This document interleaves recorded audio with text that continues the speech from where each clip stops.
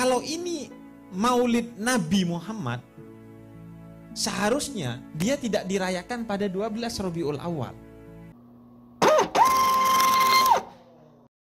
Saya ingin memulai dari satu ayat. Qul innama ana basyarun mislukum yuha ilayya. Kata Allah, katakan wahai Nabi Muhammad, bahwa engkau ini adalah manusia biasa seperti mereka. Jadi ada taukidnya di sana, ada penekanannya di sana. Qul innama ana basyarun. Saya ini manusia, kata Nabi Muhammad. Saya ini manusia seperti kalian. Ditekankan lagi. Mithlukum, seperti kalian. Jadi saya ini manusia seperti kalian. Dan sebenarnya ada 3 lapisan penekanan di sana. Karena kenapa? Karena Allah masih katakan qul, wahai Nabi Muhammad katakan. Karena mungkin bisa jadi itu sesuatu yang tidak perlu dikatakan lagi. Semua orang tahu bahwa Nabi Muhammad itu manusia biasa. Beliau lapar ketika belum makan, beliau ngantuk ketika kurang tidur, beliau sakit, beliau kesal, dan lain sebagainya. Tapi Allah tahu bahwa bisa jadi karena keagungan Nabi Muhammad ini, orang akan curiga bahwa beliau ini bukan manusia biasa. Maksudnya beliau ini sejenis malaikat yang kemudian menjadi masuk akal saja kalau beliau begitu sempurna tindak tanduk dan perkataannya.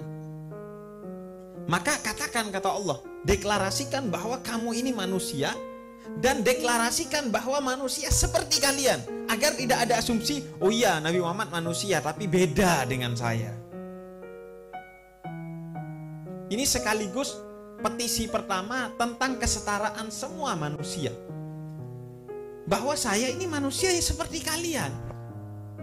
Hanya saja saya memberikan effort yang besar untuk kemudian mendaki jalan-jalan menuju Allah Subhanahu wa ta'ala, hingga sampai kepada satu titik yang tidak bisa dicapai oleh manusia lain, yaitu beliau menjadi insan kamil, manusia yang sempurna, dan menjadi seorang nabi. Makanya yuha ilayya. Tapi bedanya kepada saya diberikan wahyu karena kenabian saya. Ini persis seperti yang digubah oleh Habib Ali Habsyi. Muhammadun basyarun la kal basyar. Nabi Muhammad itu manusia, tapi tidak seperti manusia pada umumnya. Tidak seperti manusia pada umumnya. Hal-hal seperti ini sering digubah dalam syair-syair tentang Nabi Muhammad, menegaskan kemanusiaannya Nabi Muhammad. Dan hal ini menjadi penting bagi kita umat Islam, karena memang kecenderungan tradisi Islam itu tidak berfokus kepada aspek historiografi dari Nabi Muhammad SAW. Jadi Nabi Muhammad itu lebih didekati dengan pendekatan-pendekatan yang sifatnya mistisism, seperti kita bicarakan kemarin, sangat mistik. Bahkan dalam beberapa hal berlebihan. Berlebihan dalam pengertian bukan berlebihan karena ada sesuatu yang seharusnya lebih tinggi dari Nabi Muhammad, bukan. Berlebihan sesuai dengan akal kita sehingga itu menjatuhkan diri Nabi Muhammad SAW. Misalnya ada yang mengatakan Nabi Muhammad itu punya mata di belakangnya. Nabi Muhammad itu begini dan begitu, yang sangat tidak masuk akal, yang mungkin tujuannya menaikkan derajat Nabi Muhammad, tapi karena kerendahan akal kita sehingga justru menjatuhkan Nabi Muhammad. Itu yang saya maksud dengan berlebihan. Nah, aspek kemanusiaan ini biasanya digarap oleh orang-orang barat, orientalis, bercerita tentang aspek kemanusiaan dari Nabi Muhammad SAW. Minimal oleh kalangan-kalangan sarjana barat yang muslim. Biasanya menulis biografi Nabi Muhammad dalam perspektif historiografis, kesejarahan, pada aspek kemanusiaannya. Karena bagi saya kemudian yang kedua, kalau umat Islam itu cenderung mendekati Nabi Muhammad dalam pendekatan-pendekatan yang sifatnya estetis, syair biasanya. Bahkan kajian-kajian terhadap Nabi Muhammad itu dalam sejarahnya kalau bolong biasanya diisi dengan syair. Jadi kalau bagian chapter dari kehidupan Nabi Muhammad ada yang melompat, itu biasanya diisi dengan syair untuk merangkai aspek sejarah dari hidup Nabi Muhammad Shallallahu Alaihi Wasallam. Dan itu bukan berarti tidak punya kelebihan, itu ada kelebihannya sendiri-sendiri. Aspek langitnya Nabi Muhammad, aspek esoterik dari diri Nabi Muhammad Shallallahu Alaihi Wasallam, aspek batin lah dari Nabi Muhammad. Kemudian syair juga punya kepentingannya sendiri, karena Nabi Muhammad itu manusia sempurna, sehingga dijelaskannya harus dengan kata-kata yang bersifat syair, karena syair itu bisa punya medan makna yang jauh lebih luas dari kata-kata pada umumnya. Karena itu kemudian biasanya pakai syair-syair untuk mendekati dan menceritakan Nabi Muhammad Shallallahu Alaihi Wasallam. Nah, yang ketiga adalah aspek kemanusiaan ini. Ini yang sebenarnya juga punya kepentingannya sendiri. Mengapa punya kepentingannya? Karena kalau Nabi Muhammad tidak disangka sebagai manusia, itu akan relatif cukup berbahaya. Karena orang akan berpikir dia menjadi sempurna, oh iya karena dia Nabi Muhammad. Ya karena dia Nabi Muhammad, ya dia begitu. Sehingga seolah-olah ini manusia yang berbeda dengan kita. Apa konsekuensi logisnya? Konsekuensinya dia tidak akan dilihat sebagai teladan, tapi akan dilihat sebagai pajangan. Jadi ya udah, ngelihat kagum, selesai sampai di sana. Tidak bertumbuh keimanan seseorang, tidak bertumbuh ketakwaan dan keislaman seseorang dengan melihat Nabi Muhammad. Ini yang berbahaya.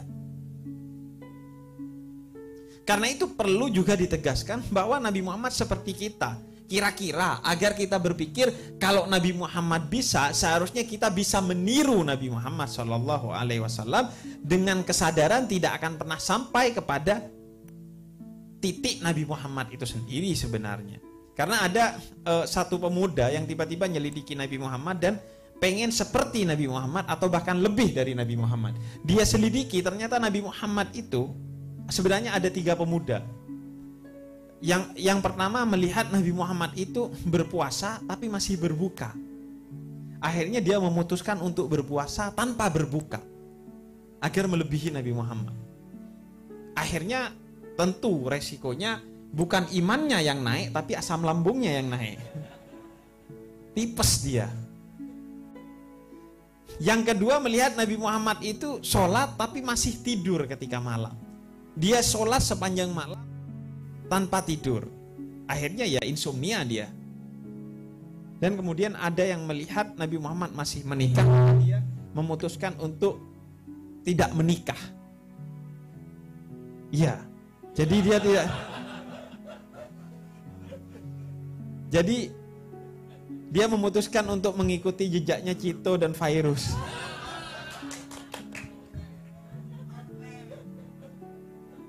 Jadi kemudian penting menegaskan aspek kemanusiaannya Nabi Muhammad Sallallahu Alaihi Wasallam. Nah karena itu sebenarnya kita pada malam hari ini itu tanpa disadari merayakan aspek kemanusiaannya Nabi Muhammad juga. Makanya disebut sebagai Maulid Nabi Muhammad tanggal 12 Rabiul Awal.